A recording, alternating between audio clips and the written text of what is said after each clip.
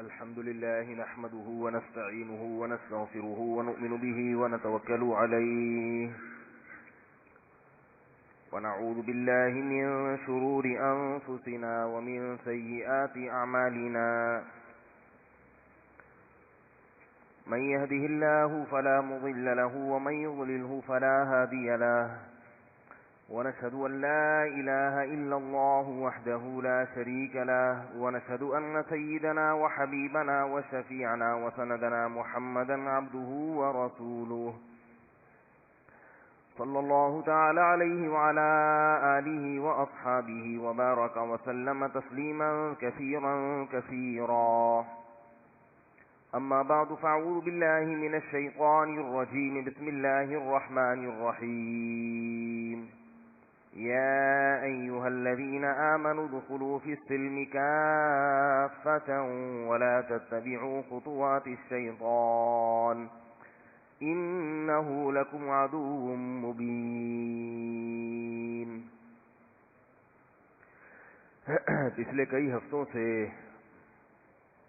سورہ بروج میں ذکر کردہ ایک واقعہ کا تذکرہ چل رہا تھا، بلکہ چل رہا ہے. آج انشاءاللہ اسی واقعے کو آگے لے کے چلوں گا.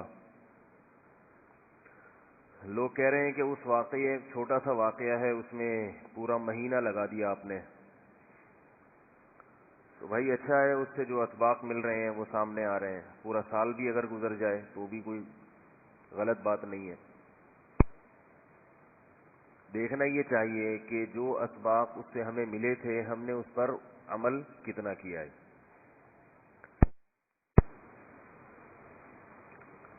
تو میں یہ کر رہا تھا کہ پچھلی امتوں میں ایک بادشاہ کا ایک جادوگر تھا. جادوگر نے جب بوڑھا ہو گیا تو اس نے کہا کہ میں اپنا یہ جادو کسی نوجوان کو سکھا دیتا ہوں تاکہ وہ بادشاہ کی خدمت کرے، بادشاہ کے کام آئے، بادشاہ کے پاس بیٹھ کر لوگوں کو الو بنائے، کرتب دکھائے تو لوگ بادشاہ سے عقیدت کریں، روحانی علاج کرے لوگوں کا. تو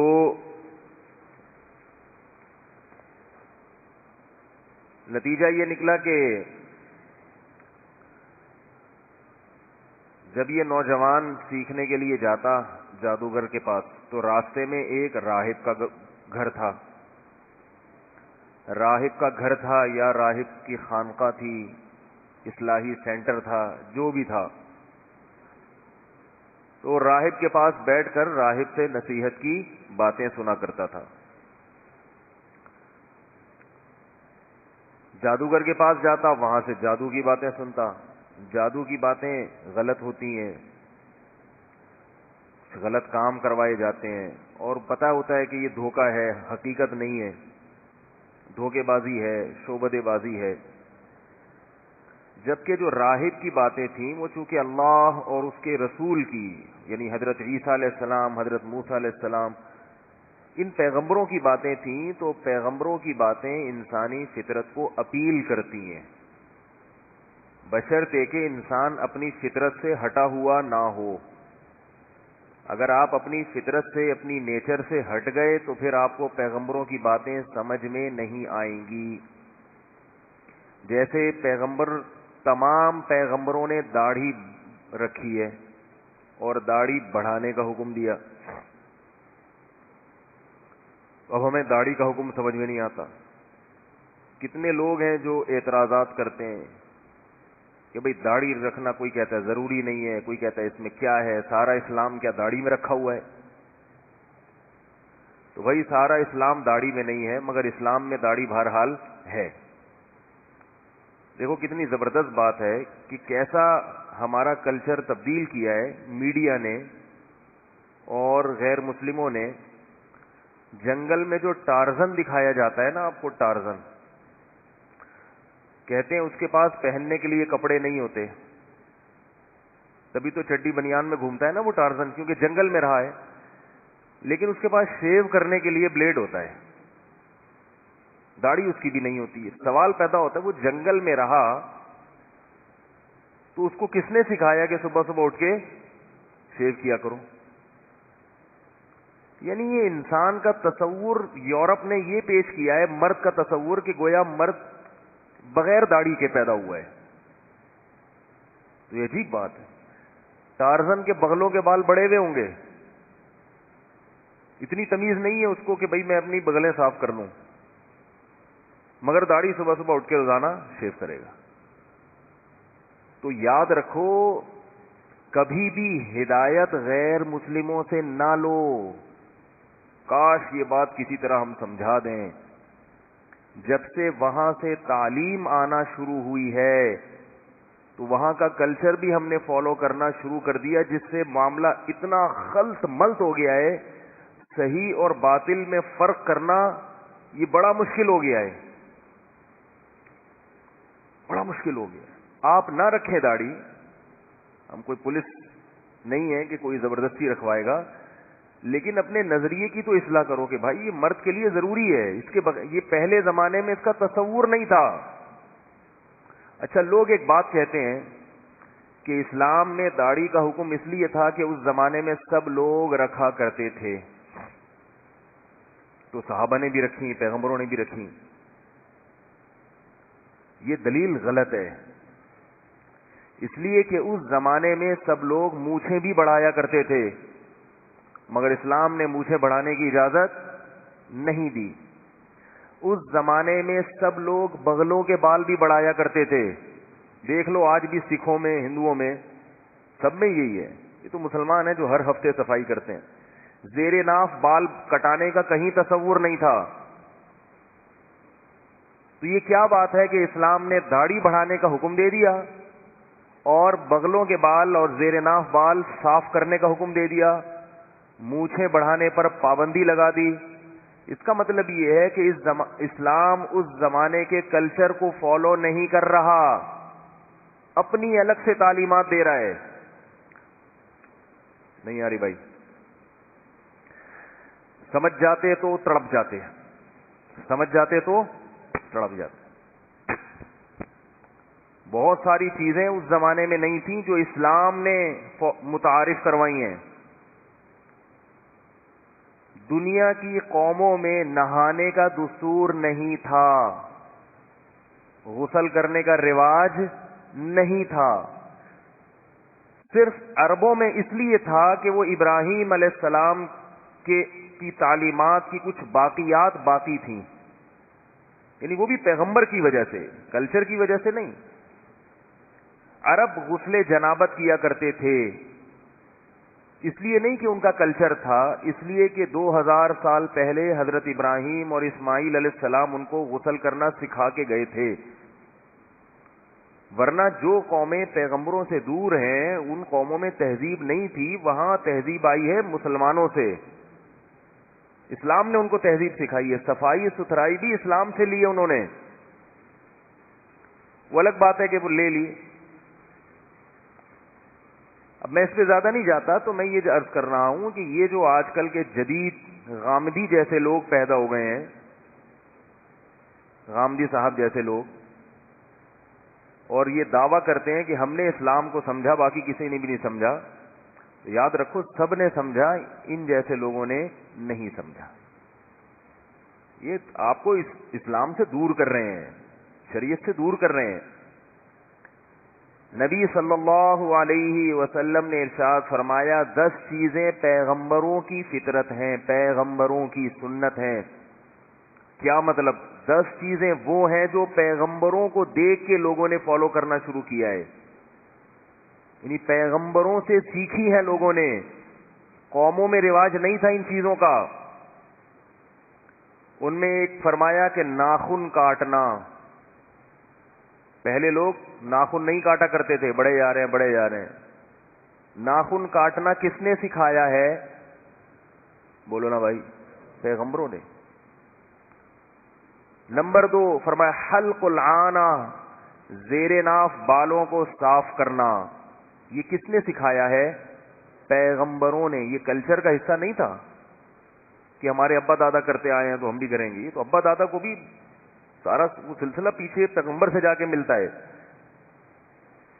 تیسری چیز آپ صلی اللہ علیہ وسلم نے ارشاد فرمایا کہ مونچھیں کم کرنا رکھنا بھی جائز ہے، لیکن یہ اعتدال سے، یہ نہیں کہ آپ مونچھیں بڑھا کے اور اس سے ٹریکٹر کھینچ رہے ہیں، ہوتا ہے نا مقابلہ ہوتا ہے، یہ غلط ہے۔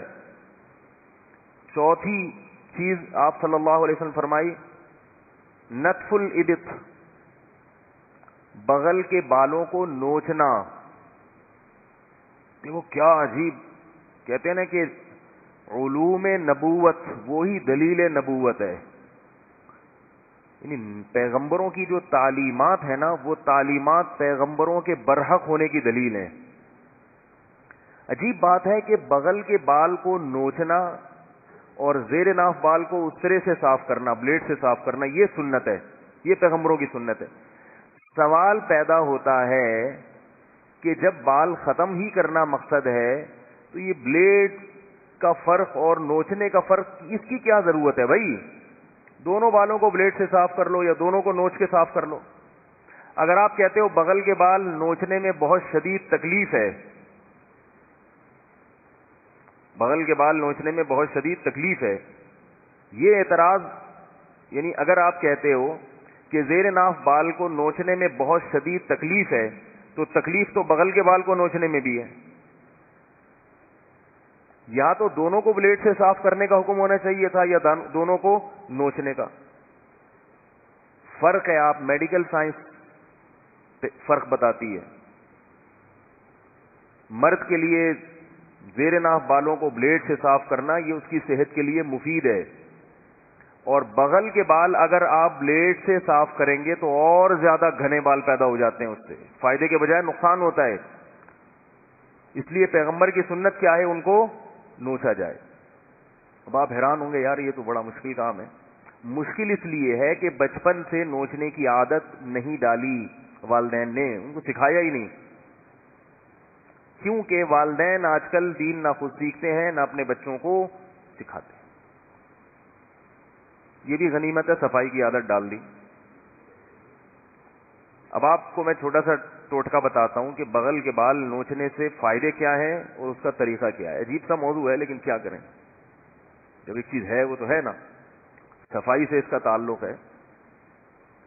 فائدے یہ ہیں کہ اگر آپ بغل کے بالوں کو نوچتے ہیں تو نمبر ایک، وہ جلدی دوبارہ اگتے نہیں ہیں، پیدا نہیں ہوتے دوبارہ جلدی،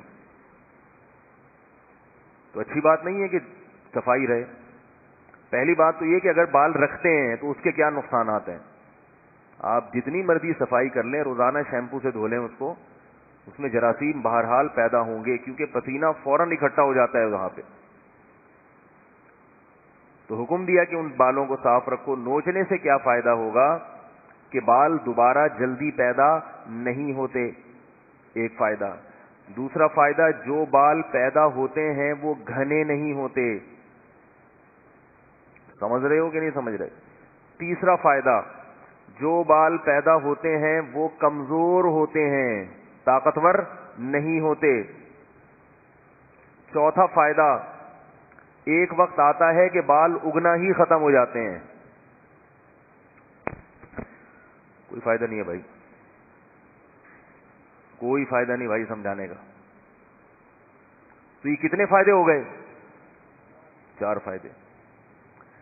اس کو الٹ کر لیں تو بلیڈ سے بال صاف کرنا بالکل اس کے اپوزٹ۔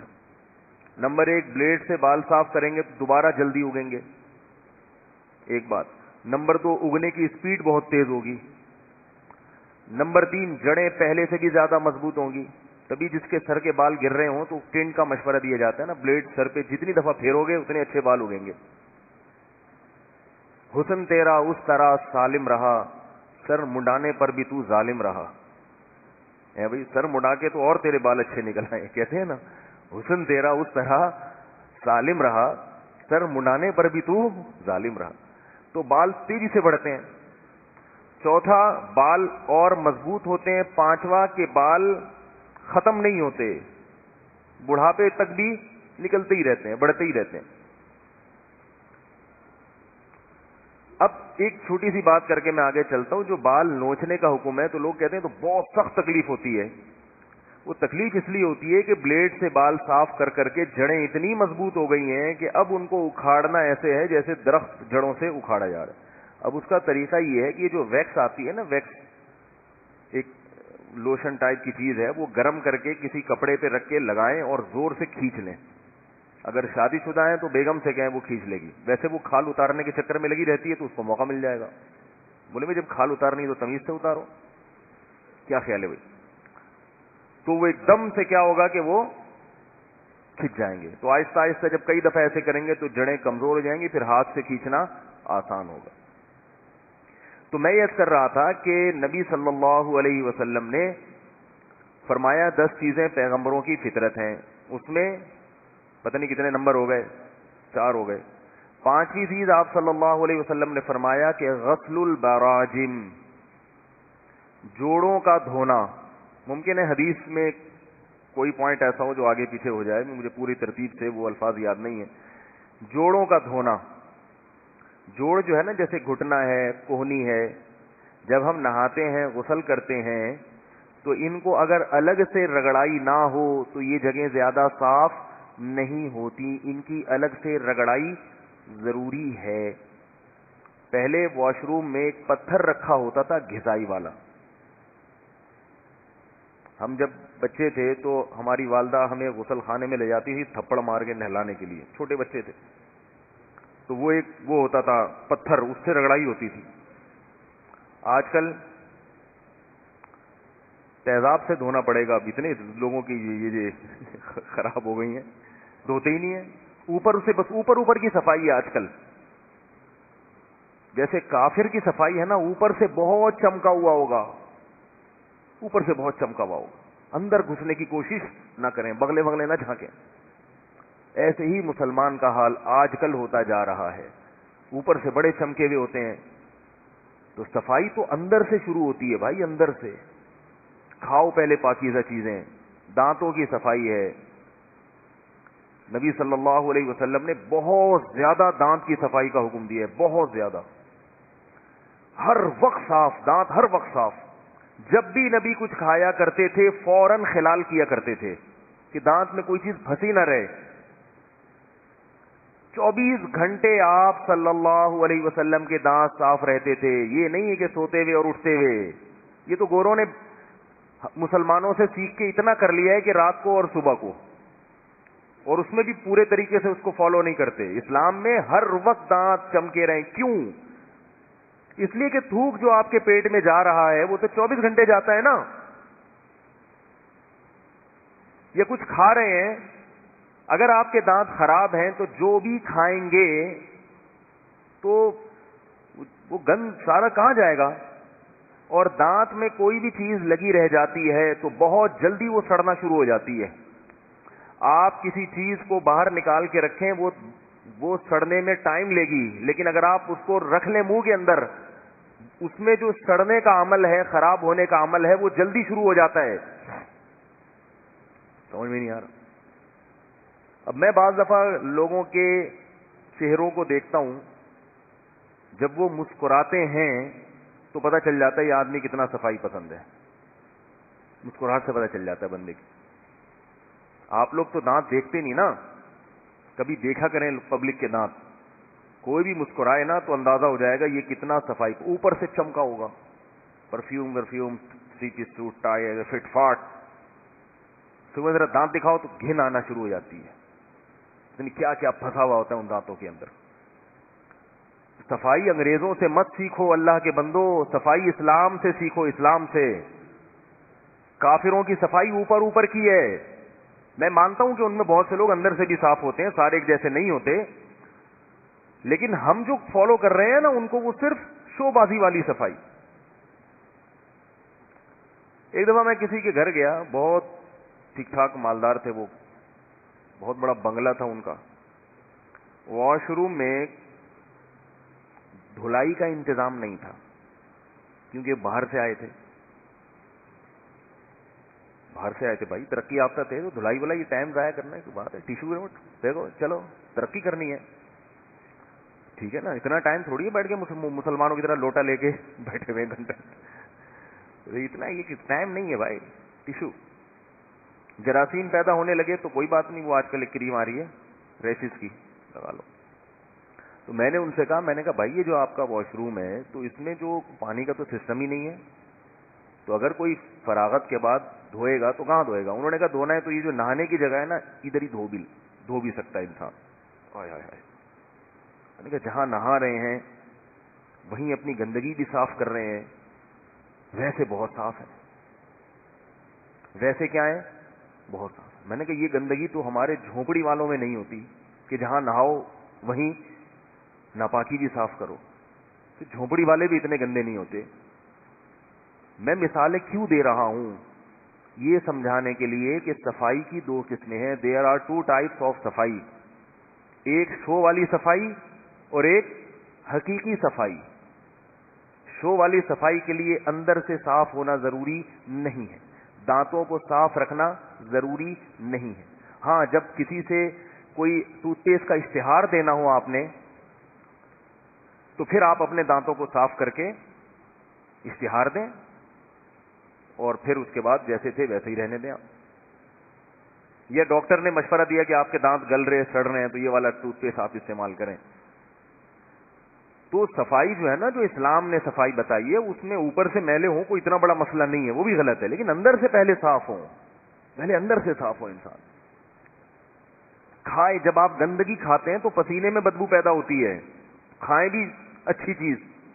ہمارے نبی صلی اللہ علیہ وسلم ایسی چیزیں استعمال نہیں کرتے تھے جن میں بدبو ہو, اگرچہ وہ حلال ہو. حلال ہونے کے باوجود جن چیزوں میں ہیک ہوتی ہے وہ آپ استعمال نہیں کرتے تھے. جیسے آپ صلی اللہ علیہ وسلم کلیجی نہیں کھایا کرتے تھے. کلیجی خون سے بنی ہوئی چیز ہے, اس میں ہیک ہوتی ہے, حلال ہے کھا سکتے ہیں, مگر ہمارے نبی نے نہیں کھائی. کچا پیاز نہیں کھایا کبھی ہماری نبی نے, حالانکہ جائز بھی ہے, حلال بھی ہے, صحت کے لیے مفید بھی ہے, مگر بھائی منہ میں بدبو آتی ہے. امت کو اجازت دی, خود نہیں کھایا. اور بہت سی چیزیں ہیں. تو خیر بات کہاں سے کہاں جا رہی ہے؟ تو میں یہ کر رہا تھا, نبی صلی اللہ علیہ وسلم نے غسل براجم کا حکم دیا, اور آپ صلی اللہ علیہ وسلم نے فرمایا پیغمبروں کی جو فطرت ہے اس میں السواک والتعطر, خوشبو کا استعمال اور مسواک یعنی دانتوں کو کثرت سے صاف کرنا. یہ دو چیزیں دنیا میں کس نے ان کا تعارف کروایا ہے؟ پیغمبروں نے. پیغمبروں سے پہلے لوگ خوشبوؤں کو استعمال بھی نہیں جانتے تھے, خوشبوؤں کا استعمال. اور یاد رکھو خوشبو بدبو ختم کرنے کے لیے نہیں ہوتی. کیا کیا سمجھائیں یار. بعض لوگ خوشبو استعمال کرتے ہیں اپنی بدبو ختم کرنے کے لیے. اب میں زیادہ مختلف قوموں کی مثال نہیں دوں گا, لوگ کہتے ہیں پھر یہ کہاں کدھر کو بیان جا رہا ہے ان کا. بعض قومیں دنیا میں ایسی ہیں جو خوشبو بہت زیادہ استعمال کرتی ہیں. کیوں؟ اس لیے نہیں کہ وہ بڑی نفیس قومیں, اس لیے کہ وہ خوشبو اگر استعمال نہ کریں تو پھر ان کی بدبو سے پوری دنیا مر جائے. ہمارے ہاں بھی ایسا ہوتا ہے, نہا نہیں رہے, ایک ہفتہ ہو گیا, پسینے کی بو آ رہی ہے, وہ اسپرے کیا, آفس چلے گئے. منہ میں بدبو آ رہی ہے, ماؤتھ اسپرے. منہ میں بدبو کا علاج کیا ہے؟ Mouth spray. ہمارے حضرت مفتی رشید احمد صاحب رحمہ اللہ تعالی کو کسی نے ماؤتھ اسپرے لا کے دیا. ہمارے حضرت خوشبو کے بڑے عاشق تھے, بڑی اچھی مہنگی خوشبو استعمال کرتے تھے. کسی نے کہا حضرت یہ خوشبو منہ میں جب کریں گے اسپرے تو منہ سے خوشبو آئے گی.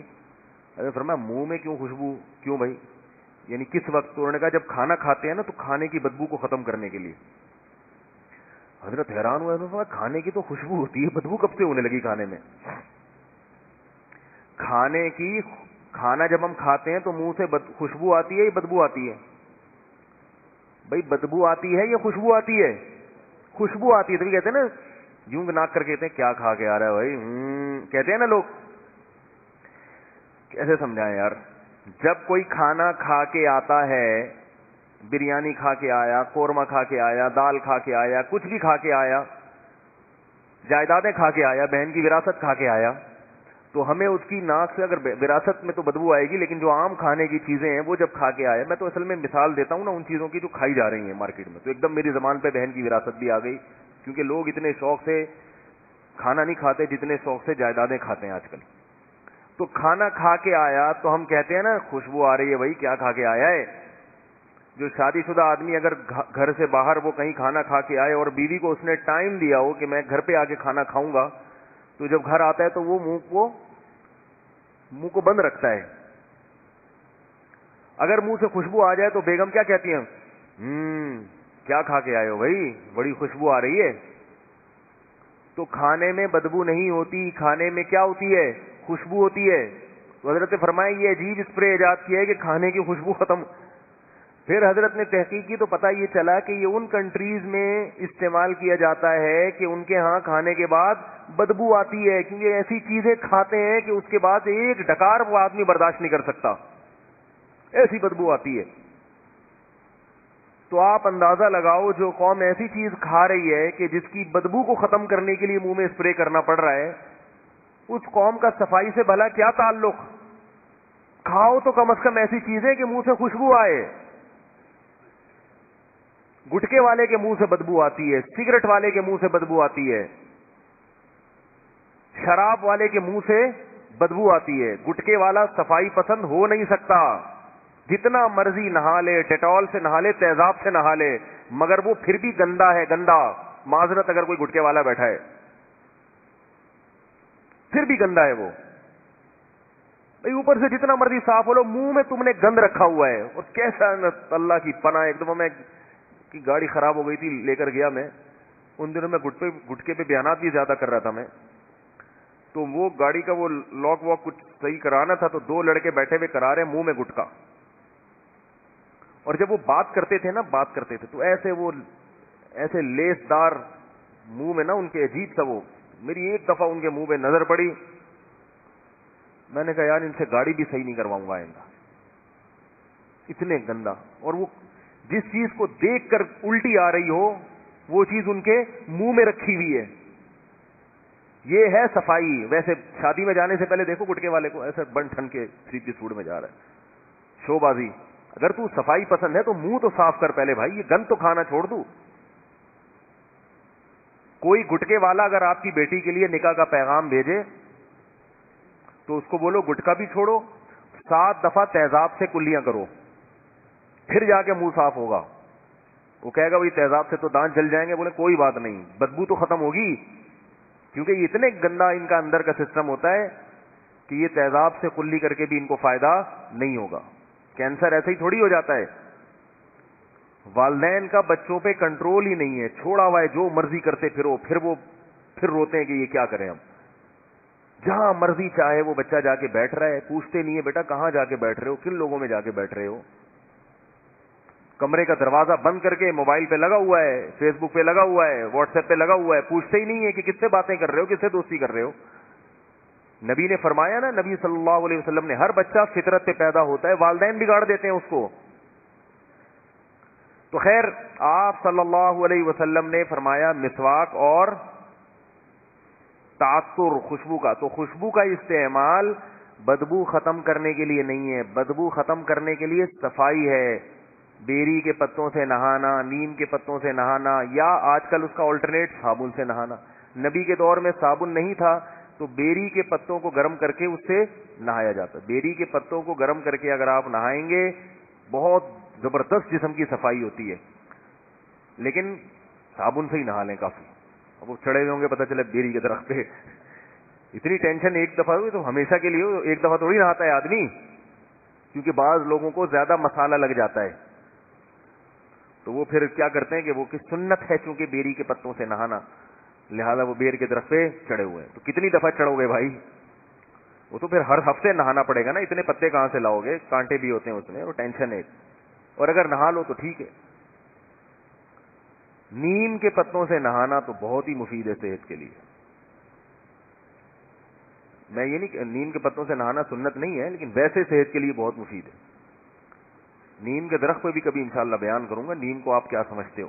خیر، تو آپ صلی اللہ علیہ وسلم نے فرمایا کہ نہانا خوشبو کا. تو خوشبو کا جو استعمال ہے وہ بدبو ختم کرنے کے لیے نہیں ہے, بدبو ختم کرنے کے لیے ہے صفائی ستھرائی, پانی کا استعمال, نہانا. بدبو جب ختم ہو جائے جسم سے, پھر زینت کے لیے ہمیں حکم ہے کہ ہم کیا کریں, خوشبو کا استعمال کریں. لیکن خوشبو کون سی ہو؟ نمازی بھائی جو مسجد میں خوشبوئیں بانٹ رہے ہیں اس سے اپنے آپ کو دور رکھیں.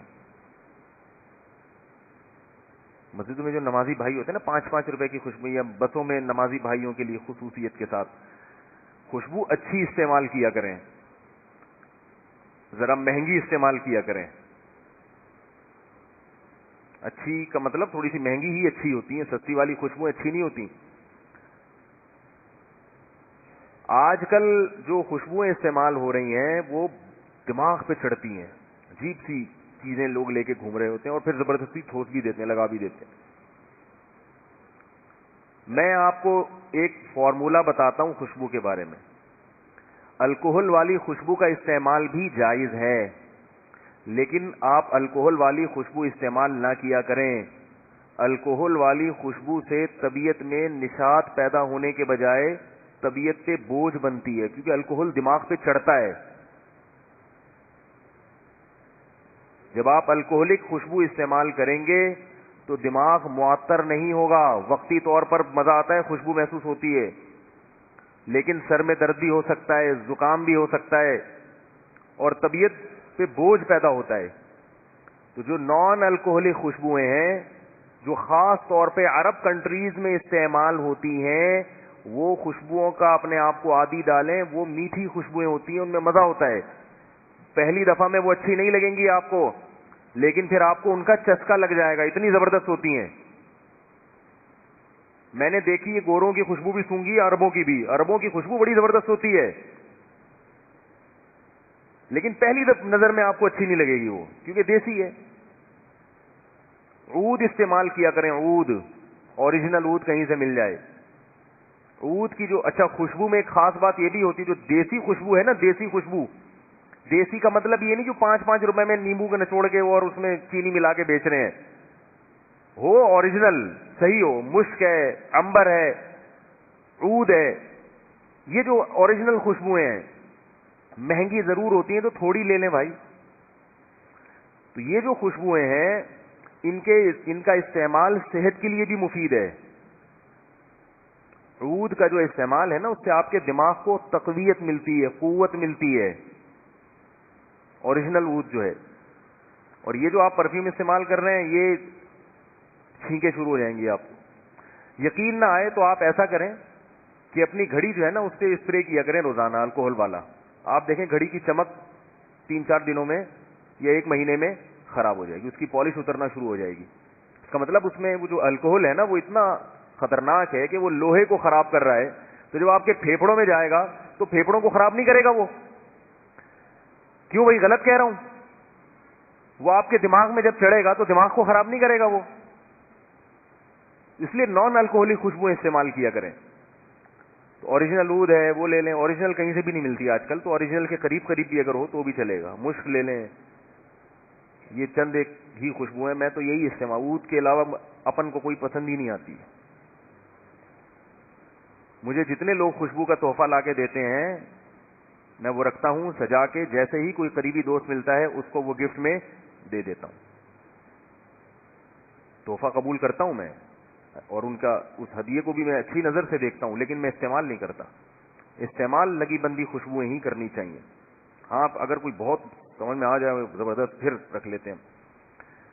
تو خیر بات کہاں سے کہاں چلی گئی. تو خوشبو بدبو ختم کرنے کے لیے نہیں ہے. بدبو ختم کرنے کے لیے آج کل کیا کہتے ہیں لڑکے, بدبو آ رہی ہے اسپرے مارو, چلو بھائی.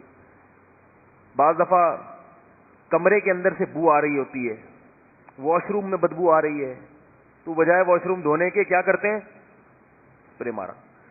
خواتین کیا کرتی ہیں, گھر میں بچے نے پیشاب کیا ہوا ہے, پوٹی کی ہوئی ہے, بدبو آ رہی ہے, کوئی مہمان آئے, ہے بدبو آ رہی ہے, کیا کریں بھائی, بدبو آ رہی ہے تو پیمپروں کو پھینکو لے جا کے جگہ پہ, فرش کو دھو, کارپیٹ سے پیشاب کو دور کرو. نہ جیسی کوئی مہمان آئے وہ جو روم اسپرے ہوتا ہے نا وہ مارا. اب جیسی مہمان آئے ماشاءاللہ ماشاءاللہ کتنے صفائی پسند, یہ نہیں کہ وہ نیچے پیمپر چھپا کے رکھا ہوا ہے. اور بچے چڈی جو گھوم رہا ہے نا پیمپر میں، اس کے اندر بھی بہت کچھ مال مواد ماشاءاللہ پڑا ہوا ہے، وہ اس کو لے لے کے گھوم رہا ہے وہ، لیکن بچے سے بھی خوشبو آ رہی ہے، اسے اٹھایا ہوا ہے، یعنی کہ یہ نہیں پتا ہوتا کہ میں نے اٹھایا ہوا کیا کیا ہے، بچے کے ساتھ میں نے اور کتنی قسم کی چیزیں اٹھائی ہوئی ہیں۔ یہ ہمارے معاشرے میں ہو رہا ہے، سستی ہے، سستی۔ تو بدبو پہلے ختم کریں پھر خوشبو، یہ ہے پیغمبروں کی سنت۔ خیر، تو بعد میں یہ لے کے چلا تھا کہ دیکھو داڑھی رکھنا، جو نبی نے ہمیں داڑھی رکھنے کا حکم دیا، آرڈر دیا، تو یہ اس لیے نہیں کہ اس زمانے میں سب رکھا کرتے تھے، اگر اس زمانے کو دیکھ کے چلنا ہوتا تو آپ صلی اللہ علیہ وسلم پھر باقی چیزوں میں بھی اسی زمانے کو فالو کرتے، پھر آپ صلی اللہ علیہ وسلم بغل کے بال صاف کرنے کا حکم نہ دیتے، کیونکہ لوگ بغلوں کے بال رکھا کرتے تھے، آپ صلی اللہ علیہ وسلم زیر ناف بالوں کی صفائی کا حکم نہ دیا کرتے، آپ صلی اللہ علیہ وسلم ناخن کاٹنے کا حکم نہ دیتے۔ اس لیے، اور داڑھی انسان کے مرد کی فطرت بھی ہے۔ ہمارے ایک دوست نے بڑا دلچسپ واقعہ سنایا، انہوں نے ایک ویڈیو دکھائی چیتے کی، میں بھی ٹائم مینجمنٹ ورکشاپ کروائی تو اس میں وہ چیتے کی ویڈیو دکھائی ہم نے۔ چیتے کی ویڈیو میں یہ خاص بات ہمیں سبق ملتا ہے کہ وہ پلاننگ کیسی زبردست کرتا ہے کہ بھئی ایک کو ہدف بناتا ہے، پھر اس کا پیچھا نہیں چھوڑتا اور اس کی پلاننگ میں 2-2 3-3 گھنٹے لگا دیتا ہے، پھر کیا زبردست طریقے سے شکار کرتا ہے۔ تو جبکہ شیر پلاننگ نہیں کرتا، شیر کو کوئی شکار نظر آئے نا بھاگنا شروع ہو جاتا ہے بس، جبکہ چیتا دیکھتا ہے کہ کس کو ہدف بنانا ہے۔ تو اس سے ہمیں پتہ چلتا ہے کہ پلاننگ کی بڑی ویلیو ہے اور اس کی بڑی حیثیت ہے۔ تو ہمارے وہ دوست تھے، وہ پڑھا رہے تھے کہیں، تو کہتے ہیں مجھ سے کسی نے پوچھا کہ اگر پلاننگ کی اتنی اہمیت ہے تو جنگل کا بادشاہ پھر چیتے کو ہونا چاہیے تھا، شیر کیوں نہیں ہے؟ شیر کیوں ہے جنگل کا بادشاہ؟ نہیں آ رہی سمجھ میں، کیا کرے یار بھائی، اگر پلان کرنا اور اس کی اتنی اہمیت ہے اسلام میں یا فطرت میں اتنی اہمیت ہے، تو شیر تو پلان نہیں کرتا، پلان چیتا کرتا ہے، لیکن جنگل کا بادشاہ کون ہے؟ شیر ہے، چیتا نہیں ہے۔ اس کا مطلب بغیر پلاننگ کے بھی آپ جنگل کے بادشاہ بن سکتے ہو، اور پلاننگ کرو گے تو چیتے جیسی زندگی گزرے گی، جنگل وزیر اعظم رہو گے آپ، صدر نہیں بن سکتے آپ۔ یاری بات سمجھ۔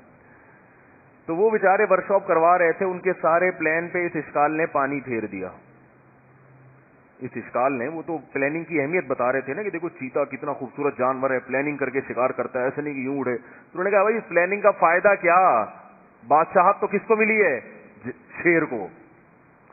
تو انہوں نے بڑا دلچسپ جواب دیا، کہتے ہیں میں کافی دیر سوچتا رہا اس کا جواب کیا دوں۔ میں نے کہا بھائی بات یہ ہے کہ شیر جنگل کا بادشاہ اس لیے کہ اس کی داڑھی ہوتی ہے۔ شیر جنگل کا بادشاہ اس لیے ہے کہ اس کی داڑھی ہوتی ہے اور چیتے کی داڑھی نہیں ہوتی۔ مطلب یہ کہ داڑھی رکھ کر بغیر پلان کے بھی زندگی گزارو گے تو کیا نظر آؤ گے؟ بادشاہ۔ تو اللہ نے جنگل کی بادشاہت کے لیے اس مخلوق کو سلیکٹ کیا ہے جو دیکھنے میں بھی بادشاہ لگے۔ چیتا بہت اچھی پلاننگ کرتا ہے، بڑی زبردست زندگی گزارتا ہے، 110 کلومیٹر فی گھنٹہ کی رفتار سے بھاگتا ہے اور 4 سیکنڈ کے اندر 0 سے 90 کلومیٹر پر آور کی سپیڈ پہ آ جاتا ہے، سب کچھ ایک طرف، لیکن دیکھنے میں بادشاہ نہیں لگتا۔ تو اس سے داڑھی کی اہمیت پتہ چلتی ہے کہ مرد اگر داڑھی رکھے دیکھنے میں مرد لگے گا۔ نہیں آ رہی بات سمجھ؟ تو بھائی خیر میں زیادہ نہیں چھیڑتا آپ لوگوں کو، بہت سارے بغیر داڑھی والے بھی بیٹھے ہوئے، صرف یہ عرض کر رہا ہوں کہ میرے بھائی یہ اللہ کا حکم ہے، اس کو اللہ کا حکم سمجھو اور اللہ سے دعا مانگو کہ اللہ ہمیں توفیق دے دے۔ اور یہ جو غامدی صاحب جیسے لوگ ہیں ان سے متاثر ہونے کی چندہ ضرورت نہیں ہے، سمجھ رہے ہو؟ یہ پھینکو اس قسم کے ہر دور میں کوئی نہ کوئی پیدا ہوتا ہے، کوئی ادھر سے لیا، کوئی ادھر سے لیا، کوئی ادھر سے لیا، وہ اٹھا کے ایک ملغوبہ بنا کے پیش کر دیا۔ حضرت عیسیٰ علیہ السلام کا انکار کر دیا کہ وہ آسمان پہ زندہ نہیں ہے، ان کا انتقال ہو چکا ہے۔ تو اس پر پوری امت کا اجماع ہے کہ حضرت عیسیٰ علیہ السلام زندہ آسمانوں پہ اٹھائے گئے ہیں۔ بعض لوگ مجھ سے یہ کہتے ہیں کہ بھائی اختلاف رائے تو ہو سکتا ہے نا، آپ خود بھی کہتے ہیں کہ مفتی صاحب کوئی یعنی اگر مجتہدین میں علماء میں اختلاف ہو تو ایک دوسرے کا احترام کے ساتھ اپنی رائے بیان کر دو، دوسرے پہ طنز نہ کرو۔ تو اگر وہی غامدی صاحب نے ایک ان کا ایک پوائنٹ آف ویو ہے، ان کا جو ہے نا ایک نقطۂ نظر ہے، وہ انہوں نے اگر بیان کر دیا تو آپ ان کی رائے سے اختلاف کریں تو ایسی کوئی بات نہیں ہے اگر آپ کی. تو یہ کیا ہے کہ ان کا نام لے کے ممبر پہ رد کرنا. یاد رکھو اختلاف رائے کی بھی اسلام میں کچھ حدود ہیں. اب کوئی مجتہد اٹھ کے کہتا ہے ایکچولی میری رائے یہ کہ میرا جو ایک کانسیپٹ ہے وہ اسلام میں 5 کے بجائے صرف 4 نمازیں ہیں, اور بڑے اعتدال سے اپنی رائے کو بیان کرے کہ ٹھیک ہے علماء یہ کہتے ہیں کہ 5 ہیں, یہ ان کا نقطۂ نظر ہوگا, میرا کیا ہے کہ میں 4 ہے, تو اگر کسی کو میری رائے سے اختلاف ہے تو ٹھیک ہے, اس کو حق ہے پورا. یہ بات قابل قبول ہوگی کہ ہمارے لیے ہم بولیں گے بھائی 5 نمازیں اسلام کا رکن ہے اللہ کے بندے. اختلاف رائے تو اس میں ہو سکتا ہے, رفع الیدین کرنا ہے نہیں کرنا, زور سے آمین آہستہ آمین, نماز کا جو ایک طریقہ ہے اس میں بھی اختلاف ہو سکتا ہے, لیکن نمازی غائب کر دی ہے پوری. اس میں آپ کہہ رہے ہیں میری رائے ہے آپ کی رائے, ایکچولی کوئی اسلام میں براڈ مائنڈ اور یہ سب ٹوپی ڈرامے آپ ٹش پش کر کے کر دیں. ایسا تھوڑی ہوتا ہے بھائی, ایسا کریں گے تو کوئی بھی نہیں آئے گا. یعنی اسلام میں لوگوں کا داخلہ ہی بند ہوا ہے, تمہیں یہی نہیں پتا چل رہا کہ نمازیں کتنی ہے تمہاری. اب کوئی کل پروفیسر اٹھ کے کہتے ہیں رمضان جو ہے جو 30 روزے ہیں 29 روزے ہیں, یہ اصل میں میری اپنی تحقیق یہ کہ شوال میں ہے, یہ اصل میں یہ کب ہونے چاہیے. اب مولوی لوگ ڈنڈا لے کے سر پہ چڑھ جائیں, کیا کہہ رہے بھائی, تو کہہ رہے بھائی میری رائے ہے نا, مجھے بھی اپنی رائے پیش کرنے کا پورا حق ہے. اگر آپ میری رائے سے اختلاف کرتے ہیں تو کوئی بات نہیں, آپ اپنا نقطہ نظر دلائل کی روشنی میں بیان کر دیں, اس میں کون سی ایسی بات. تو ایسا نہیں ہے بھائی, ہم کہیں گے رمضان میں ہی ہوتا ہے, شوال میں نہیں ہوتا. یہ صرف ایک روزے کا ہی انکار کر دے, زکوٰۃ کا انکار کر دے, تو یہ جو آج کل کے متجددین پیدا ہو رہے ہیں اسلام کی بنیادیں ہلا رہے ہیں. بنیادیں, حضرت عیسیٰ علیہ السلام آسمانوں پہ زندہ اٹھائے گئے ہیں, یہ ہمارا اجماعی عقیدہ ہے. حضرت عیسیٰ علیہ السلام کے بارے میں یہ نظریہ رکھنا کہ ان کا انتقال ہو گیا ہے معاذ اللہ, یا وہ آسمانوں میں نہیں ہے, یا وہ قرب قیامت میں نہیں آئیں گے, یہ بالکل گمراہانہ نظریہ ہے. اس کا اسلام میں کوئی تصور نہیں ہے, کیونکہ رسول اللہ صلی اللہ علیہ وسلم نے ایک حدیث نہیں ہے, تواتر سے حدیث ثابت ہیں, اور پھر قرآن میں اللہ نے واضح طور پر اس مسئلے کو بیان کیا ہے. لوگ سنتے رہتے ہیں پریشان ہوتے رہتے ہیں. میں کہتا ہوں سنتے کیوں ایسے لوگوں کو بھائی, تم کیا علماء ختم ہو گئے ہیں دنیا سے, کیا مدارس بانج ہو گئے ہیں, وہاں سے علماء پیدا نہیں ہو رہے. کوئی بھی اٹھتا ہے اور کوئی نہ کوئی نظریہ پیش کرنا شروع کر دیتا ہے. خیر میں جلدی سے اپنی اصل بات کی طرف آتا ہوں. تو اور بہت ساری چیزیں جو نبی صلی اللہ علیہ وسلم نے سکھائیں کہ وہ پیغمبروں کی فطرت ہیں, ان میں آپ صلی اللہ علیہ وسلم نے, چلیں موضوع پھر لمبا ہو جائے گا تو میں پھر وہ آپ کہیں گے کہ وہ 6 مہینے ہو گئے, وہ قصہ ختم نہیں ہو رہا. تو وہ جو نوجوان تھا وہ جب بات سنتا تھا پادری کی راہب کی, تو اس کو وہ باتیں اپیل کرتی تھی کہ یار یہ فطرت سے میچ کرتی ہیں یہ باتیں. اور جادوگر جو باتیں کیا کرتا تھا وہ باتیں اس کی سمجھ میں نہیں آتی, مگر جادوگر بھی تھا بڑا لفاظ بہت ہوتے ہیں, یہ چرب زبان بہت ہوتے ہیں, گھماتے بہت ہیں. ایک گمراہ شخص تھا جو حدیث کا انکار کیا کرتا تھا, منکر حدیث. وہ کہتے ہیں میں نہ بخاری کو مانتا ہوں نہ مسلم کو مانتا ہوں, کوئی حدیث کچھ نہیں ہوتی. ہم اس وقت اسکول میں پڑھتے تھے تو ہم اس کے پاس گئے ملنے کے لیے. ہم نے کہا دیکھیں کیا باتیں حضرت کی. تو اس نے ہمیں اپنے گھر میں بلایا, بٹھایا, چائے وائے پلائی. پھر اس نے جو تقریر شروع کی تو اللہ کی حمد و ثنا آدھا گھنٹہ اس نے لگائی ہوگی. اللہ بہت بڑے ہیں, اللہ سے ہوتا ہے, اللہ کے علاوہ کچھ نہیں ہوتا, رب العالمین ذوالجلال والاکرام. میں سمجھ گیا کہ میں نے کہا دیکھو یہ بھرم میں لانے کی کوشش کر رہا ہے کہ میرے دل میں اللہ کی بہت زیادہ عظمت ہے, لہذا میں جو بات کہوں یہ نہ سمجھنا کہ میں اسلام کا مخالف ہوں. جو لوگ حدیث کا انکار کرتے ہیں وہ قرآن کی اہمیت پر بڑی لمبی لمبی تقریریں کرتے ہیں, لیکن ان کا مقصد قرآن کی اہمیت بیان کرنے سے در حقیقت حدیث کی اہمیت کو گھٹانا ہوتا ہے. وہ پھر آگے قرآن پہ, اصل تو قرآن ہے. ہم نے کہا بھائی ہم نہیں مانتے قرآن ہے, لیکن لیبل قرآن کا استعمال کر کے انکار کس کا کیا جا رہا ہے, حدیث کا. اسی طرح بالکل اسی طرح یاد رکھو جو لوگ بار بار قرآن حدیث کرتے ہیں نا, سب کی بات نہیں کر رہا, بس صرف قرآن حدیث, تو لیبل تو بڑا اچھا ہے مگر فقہا کے فقہ کا انکار کرنا مقصود ہوتا ہے. نہیں یاری بات سمجھ, مقصد کیا ہوتا ہے کہ فقہان کہ جو فقہ ہے جو قرآن حدیث کی روشنی میں مرتب کیا گیا اس کو فالو مت کرو. اسی طرح بعض لوگ جو توحید پر بہت بیان کرتے ہیں, سب کی بات نہیں کر رہا, یاد رکھو, کہیں ایسا نہ ہو آپ سب کو لپیٹ دیں کہ جتنے بھی توحید پر بیان کر رہے ہیں معاذ اللہ گمراہ ہیں. توحید پر بیان کرنا ہے تو ہمارے ایمان کا جزو ہے, لیکن بعض گمراہ فرقے ایسے ہیں جو ہر وقت توحید توحید کرتے رہتے ہیں, بس توحید پر اتنا غلو کرتے ہیں کہ مقصد توحید پر بیان نہیں ہوتا, مقصد اولیاء اللہ کی کرامتیں اور تصوف کا انکار مقصود ہوتا ہے. نہیں آ رہی بات؟ مقصد کیا ہوتا ہے کہ جو بڑے بڑے اولیاء اللہ گزرے ہیں جن سے کچھ ایسی کرامتیں صادر ہوئی ہیں جو ما فوق العادت کرامتیں تھیں, ان کرامتوں کا انکار اور ان اہل اللہ کو ماننے والوں کو مشرک قرار دینا, یہ مقصد ہوتا ہے. جیسے جماعت المسلمین والے اگر توحید پر بیان کر رہے ہیں تو ان کا توحید پر بیان کا مطلب یہ ہوتا ہے امام ابو حنیفہ کی تقلید مت کرو, یہ مطلب ہوتا ہے, پیغام یہ دینا چاہتے ہیں. لیبل کیا لگا ہوتا ہے؟ جماعت المسلمین والے اگر کہہ رہے ہیں آپ سے صرف قرآن حدیث, صرف قرآن حدیث, تو مطلب کیا ہوتا ہے کہ ابو حنیفہ اور امام شافعی کو اپنی لغت سے نکال دو.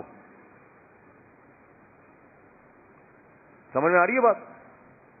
حالانکہ قرآن حدیث ائمہ اربعہ نے زیادہ اچھا سمجھا ہے بنسبت جماعت المسلمین والوں کے. تو ہم بھی قرآن حدیث کو مانتے ہیں, مگر ہم کہتے ہیں قرآن حدیث کی وہ تشریح زیادہ معتبر ہے جس کو ائمہ نے سمجھا, اور 15ویں صدی میں ایک تشکیل کا یعنی دی جانے والی جماعت وہ تو بنی اب ہے, اس کی تشریح کو ہم کیسے فالو کر لیں؟ تو لیبل دیکھ کے کبھی بھی متاثر ہونے کی کوشش مت کیا کریں. لیبل آج کل یہودیوں کی ایک ویب سائٹ ہے, اس کا نام پتہ نہیں islam.com کر کے, لیبل تو اس کا بڑا اچھا ہے. لیبل سے کبھی دھوکے میں نہ آئیں, لیبل سے تو مکھیاں بھی دھوکے میں نہیں آتی. ایک آدمی نے چینی کی بوری پہ چاول لکھا ہوا تھا, کسی نے کہا یہ بوری چینی کی ہے, لکھا ہوا چاول ہے. اس نے کہا مکھیوں کو دھوکہ دینے کے لیے لکھا ہوا ہے میں نے. کیوں لکھا ہوا ہے؟ مکھیاں نہ بیٹھیں.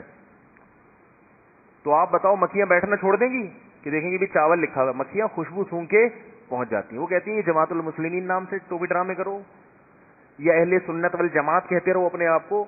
مکھی دیکھتی ہے کہ اندر کیا ہے بوری میں. قیامت کے دن اللہ یہ دیکھے گا تم اندر کیا تھے. تم نے اپنا نام اہل قرآن رکھ لیا, جیسے جو حدیث کے منکر ہیں نا ان کے فرقے کا نام ہے اہل قرآن, ان کے فرقے کا نام کیا ہے؟ اہل قرآن ہے. ہم پھر بھی جہنم میں جائیں گے. اللہ تعالیٰ قیامت کے اعلان کریں گے جو اہل قرآن ہے ان کو جہنم میں پھینکو. وہ کہیں گے اللہ ہم تو اہل قرآن تھے. اللہ کہیں گے تھے نہیں, نام تم نے رجسٹر کروایا ہوا تھا اہل قرآن, تھے نہیں. کیونکہ اگر قرآن کو مانتے تو حدیث کو بھی مانتے, کیونکہ میں نے اپنی کتاب میں نبی کو فالو کرنے کا حکم دیا ہے. اور بعض لوگ ایسے ہوں گے جن کا نام بڑا زبردست ہوگا, وہ یہ دعویٰ کرتے ہوں گے ہم صرف قرآن حدیث کو مانتے ہیں, ہم فقہا کو نہیں مانتے.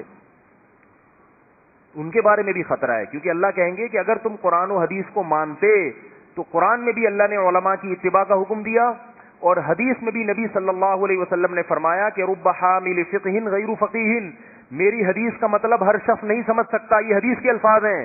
بہت سے لوگ میری امت میں ایسے ہیں جو فقیہ ہیں, جو سمجھتے بھی ہیں اور حدیث کا علم بھی رکھتے ہیں, اور بہت سے ایسے ہیں جو حدیث کا علم تو رکھتے ہیں مگر حدیث کا مطلب نہیں سمجھتے. یہ صحیح حدیث ہے, اور آپ نے ساری امت کو ایک ہی لاٹھی سے ہانکنا شروع کر دیا. ہر آدمی حدیث دے کے خود سے عمل کرنا شروع کر دے. ایسا تھوڑی ہے. فقہی مسائل سے متعلق جو حدیثیں ہیں اس میں آپ کو اپنی رائے رکھنے کی اجازت نہیں ہے. ہاں واعظ و نصیحت سے متعلق جو حدیثیں وہ ٹھیک ہیں, اس میں آپ کسی کی رائے کو فالو نہ کریں. لیکن جو فقہی مسائل سے متعلق حدیثیں ہیں, امام لیث بہت بڑے فقیہ ہیں امت کے, جس کو سب مانتے ہیں, جن کو سب فقیہ مانتے ہیں, وہ فرماتے ہیں الحدیث مضلۃ الا لاہلھا, حدیث گمراہی ہے سوائے ان لوگوں کے لیے جو حدیث سمجھنے کے اہل ہیں. تو آزادی پیدا کی جا رہی ہے, بس کسی سے نہیں. جو کوئی فقہا کو سب کو ہٹا دو درمیان سے, فقہا کیا کہتے ہیں, علماء کیا کہتے ہیں, سب ایک طرف رکھو. مقصد کیا ہوتا ہے؟ سب فقہا سے ہٹا کے پھر اپنی رائے کو مسلط کرنا. مقصد یہ ہوتا ہے اپنی طرف لانا. تو اس لیے یہ اس قسم کے جو لیبل لگے ہوئے ہیں نا کہ چینی کی بوری پہ لکھا ہوا ہے چاول, تو جب مکھی دھوکہ نہیں کھا رہی ہے تو آپ تو مکھی سے بہتر ہو, آپ کیوں دھوکہ کھا کے جا رہے ہو؟ اس لیے جماعت المسلمین کے نام سے ہرگز دھوکہ نہ کھائیں. تمام دوائیں بچوں کی پہنچ سے دور رکھیں. نام سے دھوکہ نہ کھائیں, بوری میں رکھا ہوا کچھ اور ہے, جو نظر آ رہا ہے وہ نہیں ہے. اہل سنت والجماعت, بہت سے لوگ ہیں جو اپنے آپ کو اہل سنت والجماعت کہتے ہیں, لیکن جب اس معیار پہ پرکھا جائے تو نہ اہل سنت کہلاتے ہیں, نہ سنت سے مراد حدیث ہے اور جماعت سے مراد صحابہ کرام. تو بتاؤ کہ حدیث میں نبی صلی اللہ علیہ وسلم نے حکم دیا کہ 12 ربیع الاول کو اس طرح سے کیا کرو جس طرح تم لوگ بتیاں لگا کے ناچ رہے ہو؟ کہا نبی نے؟ صحابہ کرام نے کیا یہ سب 12 ربیع الاول کو؟ ہے بھائی, کچھ جلوس نکالے انہوں نے اور دھرنے دیے اور پھر ناچے اور جشن ولادت منایا ہو اور مبارکبادیں دی ہوں اور مدنی منع بھی ہوں اور مدنی منیاں بھی ہوں اور مٹھائیاں بٹی ہوں. تو جماعت کا مطلب تو یہ کہ جو صحابہ کو جو جس طرح سے چل رہے تھے اسی طرح سے آپ فالو کریں اس کو. لیکن نام کیا رکھ لیتے ہیں لوگ؟ اہل سنت والجماعت. تو نام رکھنے سے کچھ نہیں ہوتا, کام کرو کام. اسی طرح خلفائے راشدین کے جو فتاوی ہیں, صحابہ کے جو فتاوی ہیں, بار بار کہتا ہوں کہ صحابہ کے فتاوی کو ایک طرف پھینک دینا, کسی بھی فتوے کو فالو نہ کرنا اور دعویٰ یہ کرنا کہ میں حدیث پر عمل کر رہا ہوں, یہ 100% غلط ہے. آج بار بار میں یہ مسئلہ دہراتا ہوں اس لیے کہ طلاق کا ریشو ہمارے معاشرے میں بہت بڑھ رہا ہے. 3 طلاقوں کا ریشو بہت بڑھ رہا ہے. یورپ امریکہ میں بھی لوگ کبھی کسی عربی سے فتویٰ لے کر آ رہے ہیں, 3 طلاقیں ایک ہو گئی ہیں, کبھی کسی کہاں سے فتویٰ لے آئے, کبھی کسی کہاں سے فتویٰ لے آئے. ابھی پرسوں ایک خاتون کا فون آیا کہ میرے شوہر نے حالت حیض میں طلاق دی, میں اس سے دور ہو گئی, تو وہ امریکہ میں کسی سے فتویٰ لے آئے کہ حالت حیض میں طلاق نہیں ہوتی. میں نے اسے کہا کلدہ میں یہ فتویٰ اس کی کوئی حیثیت نہیں ہے, اور تیسری طلاق دی تھی انہوں نے حالت حیض میں. کوئی حیثیت نہیں ہے اس فتوے کی. کسی ایک صحابی کا فتویٰ دکھا دو جنہوں نے 3 طلاقوں کو ایک کہا ہو. کسی ایک صحابی کا فتویٰ دکھا دو جنہوں نے حالت حیض میں طلاق کو کلعدم قرار دیا ہو. کہیں سے بھی اٹھ کے کوئی بھی مفتی بنا ہوا ہے اور وہ دھڑا دھڑ طلاق کے فتوے پھینک رہا ہے بیٹھ کے. تو بھائی صحابہ ہیں, ان کو دین جو ہے نا یہ ہم نے بعد میں سمجھا ہے, صحابہ نے پہلے سمجھا ہے. نہیں آ رہی میرے غالب بات سمجھ میں؟ تو لیبل کو نہ دیکھیں, اندر دیکھیں بوری میں رکھا ہوا کیا ہے. تو مکھیوں بھی نہیں دھوکے میں کھاتی ہیں لیبل سے, تو آپ ہم کیوں دھوکہ کھا رہے ہیں؟ کہاں سے کہاں بات چلی جاتی ہے. تو جلدی سے میں بات کو سمیٹتا ہوں. تو وہ جو غلام تھا, نوجوان تھا, تو وہ جو پادری جو جادوگر تھا نا, اس کی چکنی چپڑی باتیں, میں اس پہ آ رہا تھا کہ آج کل بھی بہت سے لوگ بڑی لفاظی کرتے ہیں, گھماتے ہیں پھراتے ہیں اور گمراہ کر دیتے ہیں آپ کو, دین کے نام پہ گمراہ کر دیتے ہیں. باتیں بڑی زبردست ہیں. رب العالمین نے ارشاد فرمایا, جیسے وہ منکر حدیث تھے, حدیث کا انکار کرنے والے, بار بار رب العالمین. ہم نے کہا بھائی ہم یہاں کوئی اللہ کی عظمت کی تقریر سننے تھوڑی آئے ہیں, تو ٹو دا پوائنٹ بات ہے وہ شروع کرو نا. لیکن بھرم میں لینے. ایک دفعہ قادیانیوں کے ساتھ ہماری بحث ہوئی, تو جب بحث شروع ہوئی تو قادیانی نے نبی صلی اللہ علیہ وسلم کی شان میں آدھا گھنٹہ اشعار پڑھ کے سنائے ہمیں. اور بھائی مجھے کیوں سنا رہے ہیں نبی کی شان میں اشعار؟ کیا میرے دل میں نبی کی عظمت نہیں ہے؟ تم سے جو بات کرنے آئے ہیں وہ کرو نا. لیکن بھرم میں لینے کے لیے, بھرم ڈالنے کے لیے کہ ہم نبی کے اتنے بڑے عاشق ہیں لہذا ہماری بات غور سے سنو, تو یہ باطل لوگوں کی پاس دلیل نہیں ہوتی, بھرم بازیاں بہت ہوتی ہیں. ٹو دا پوائنٹ بات کرتے ہی نہیں ہے, یہ طول دیں گے بات کو, بھرم میں لانے کی کوشش کریں گے. اور رب العالمین نے یوں ارشاد فرمایا, رب العالمین نے یوں فرمایا. تو وہ جو جادوگر تھا نا, اس کی چکنی چپڑی باتوں سے نوجوان متاثر ہونے لگا, اور ادھر پادری کی باتیں بھی تھیں, تو وہ بیچارہ گڑمڑ ہو گیا, سمجھ میں آیا میں کروں کیا. ایک دن ایسا ہوا کہ وہ نوجوان کہیں سفر کرتا ہوا جا رہا تھا, تو راستے میں ایک بہت بڑا اژدہا جس نے لوگوں کا راستہ روکا ہوا تھا.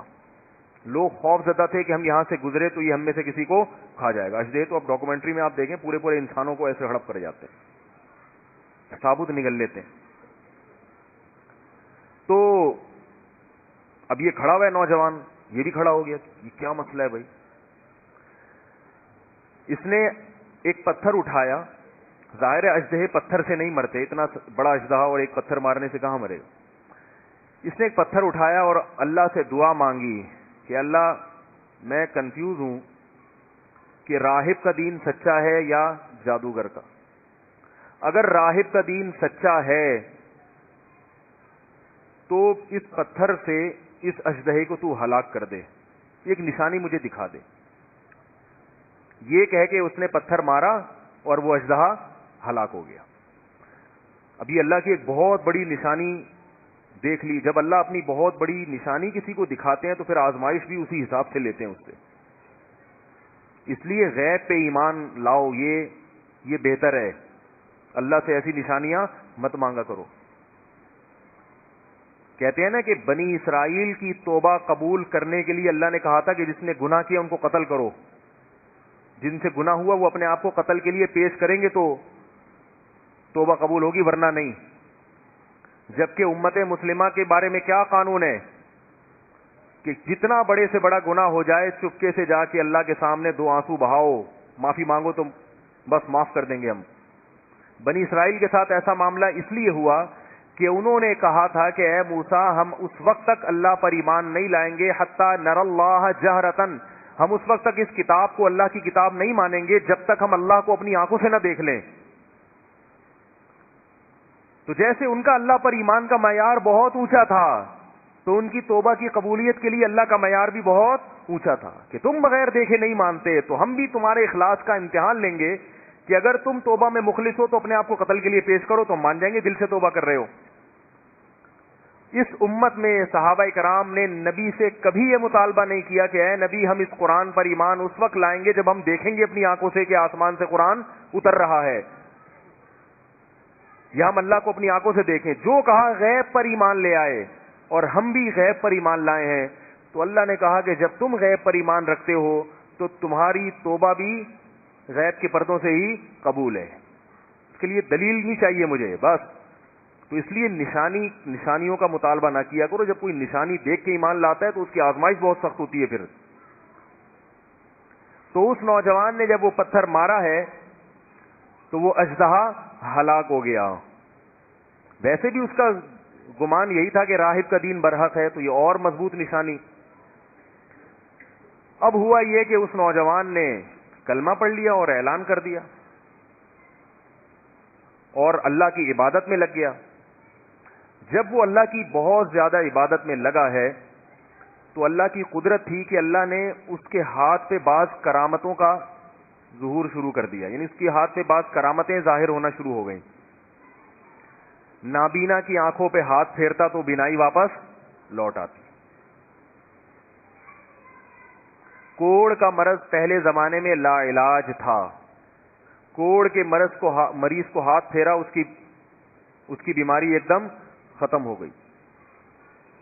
پیدائشی کوئی گنجا ہو اللہ نہ کرے اس کے سر پہ ہاتھ پھیرا تو بال، بولو نا بھائی، دیکھو پیدائشی گنجا ہونا تو اللہ کی طرف سے، لیکن جب اللہ نے بال دے دیے تو پھر ٹینٹ کرا کے رکھنا 24 گھنٹے. یہ اللہ کی نعمت کی ناشکری ہوئی نا اس حدیث کی روشنی میں. اگر آپ کو ویسے ہی سر کو ٹھنڈا رکھنے کا شوق ہے تو آپ ٹینٹ کرائیں، مگر یہ کوئی سنت نہیں ہے، کوئی عبادت نہیں ہے. ٹینٹ کرانا آزمائش ہے. اگر اس پہ کچھ لکھنا ہے آپ نے کہ میں گم جاؤں تو پھر یہ میرے نمبر پلیٹ دیکھ لو اور شناختی کارڈ نمبر، پھر تو بھی ٹھیک ہے. بلا وجہ خام خامے ٹینٹ کرا کے رکھنا، اللہ نے بال دیے زینت کے لیے اور ٹنڈے منڈے گھومنا تو اچھا کام نہیں ہے. دینداروں کو زینت کی فکر دوسروں سے زیادہ کرنی چاہیے تاکہ دیکھنے میں اچھے لگیں. تو جب اچھے لگیں گے تو لوگ ان کو دیکھ کے ان کو فالو کرنے کی کوشش کریں گے. اس کا ایک اثر پڑتا ہے. اللہ نے کسی پیغمبر کو بدصورت نہیں بنایا. کیوں؟ اس لیے کہ لوگ جب ان کے پاس بیٹھیں تو لوگوں کی طبیعت ان کی طرف مائل ہو، لوگ ان سے سیکھیں. تو شکل تو اللہ نے جس کی جیسی مرضی بنا دی، مگر کچھ اپنا بھی انسان کا کنٹرول ہوتا ہے. عجیب عجیب سے دیندار لوگوں کو دیکھیں عجیب عجیب سے بنے ہوئے گھوم رہے ہوتے ہیں.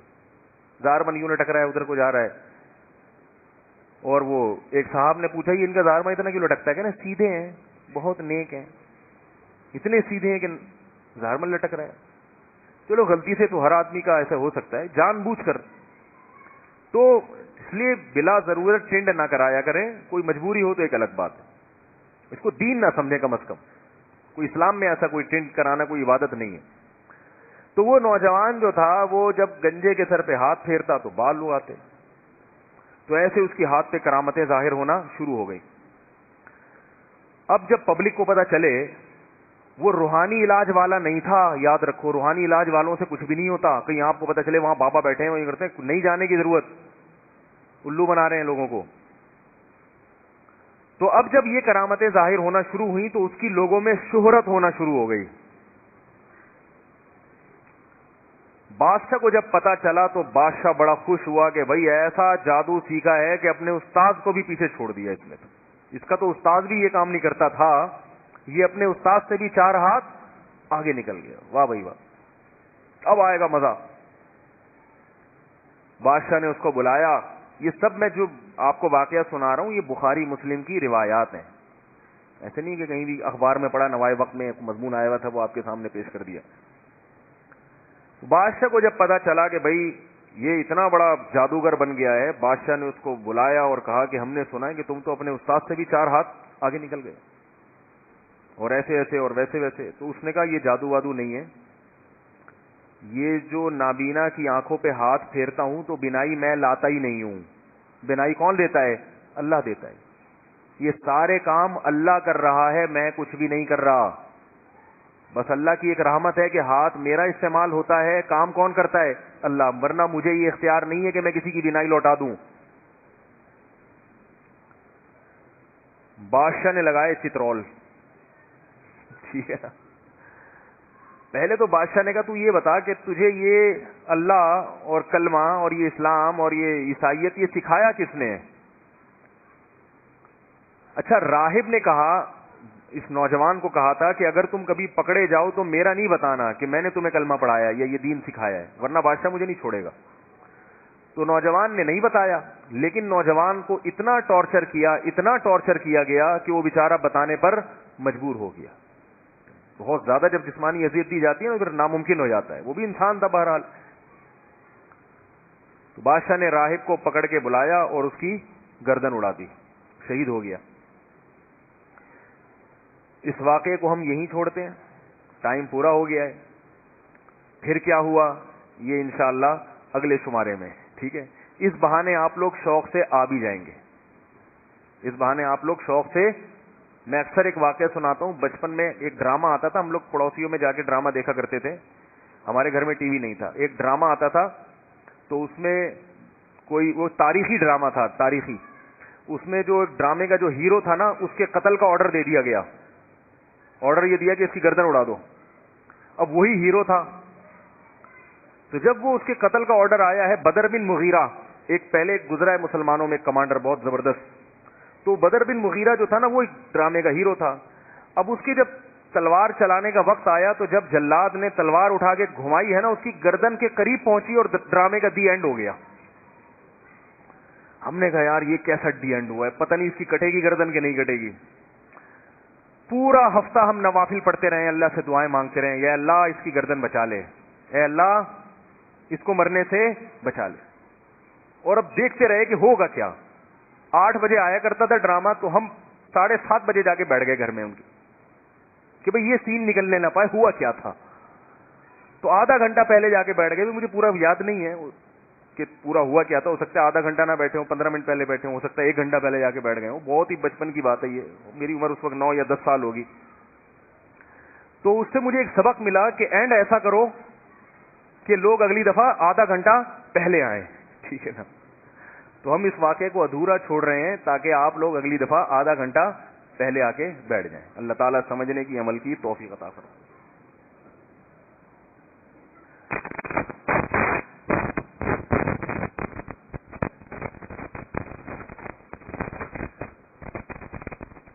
رمضان کی آمد ہے اور تقریباً 2.5-3 ہفتوں کے بعد رمضان کی ابتدا ہونے والی ہے انشاءاللہ. اور اس دفعہ بھی رمضان کڑاکے دار گرمیوں میں آئے گا. تو ابھی سے نیت کر لیں. گرمیوں میں جب سے روزہ شروع ہوا ہے تو بہت سے روزہ چھوڑنے والے بھی پیدا ہوئے ہیں کہ کون رکھے. پھر واٹس ایپ پہ فیک فتاوا بھی گھمائے جاتے ہیں کہ بہت شدید گرمی ہو تو روزہ چھوڑنا جائز ہے. ایسا نہیں ہو, چاہے کتنی ہی زیادہ گرمی ہو روزہ چھوڑنے کی اجازت نہیں ہے. صرف 2 آدمی روزہ چھوڑ سکتے ہیں, ایک مسافر اور ایک مریض جو بیمار ہو. ان دونوں کے علاوہ روزہ چھوڑنے کی اجازت کسی کو بھی نہیں ہے. آپ کہہ سکتے ہیں کہ تو ناقابل برداشت اب گرمی ہوتی ہے بعض دفعہ, تو جب روزہ رکھیں اور ناقابل برداشت صورتحال ہو جائے, بے ہوشی کا ڈر ہو یا مرنے کا ڈر ہو, تو پھر روزہ توڑ دیں.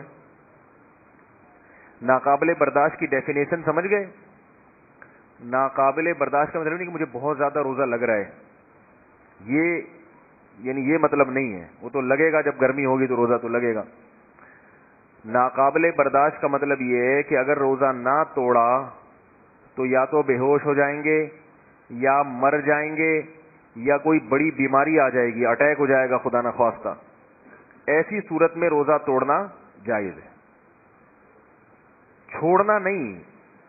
چھوڑنے کا معاملہ، چھوڑنا تو جائز نہیں ہے، چھوڑنا تو اس وقت جائز ہے صبح سحری کے وقت آپ بیمار تھے یا مسافر تھے، یہ دو پوائنٹ یاد رکھیں، صبح سحری کے وقت میں آپ بیمار تھے یا مسافر تھے تو روزہ چھوڑ سکتے ہیں۔ اگر یہ دو چیزیں نہیں تھیں بلکہ ڈر یہ تھا کہ رکھنے کے بعد یہ حالت ہو جائے گی تو رکھنا پھر بھی ضروری ہے، سمجھ رہے ہیں بات کو؟ تو اس لیے ابھی سے ہمت کریں، ابھی سے تھوڑا مسجدوں کی طرف آنا شروع ہو جائیں تاکہ رمضان ہمارا اچھا گزرے۔ جس چیز کی پہلے سے تیاری کی جاتی ہے تو وہ کام وقت پر اچھا ہو جاتا ہے، جس کی پہلے سے تیاری نہ ہو تو وہ کام پھر وقت پر اچھا نہیں ہوتا۔ اس حوالے سے اور بھی باتیں انشاءاللہ آپ کو بتائیں گے۔ اللہ تعالی ہمیں عمل کی توفیق عطا فرمائے۔ الحمدللہ رب العالمین۔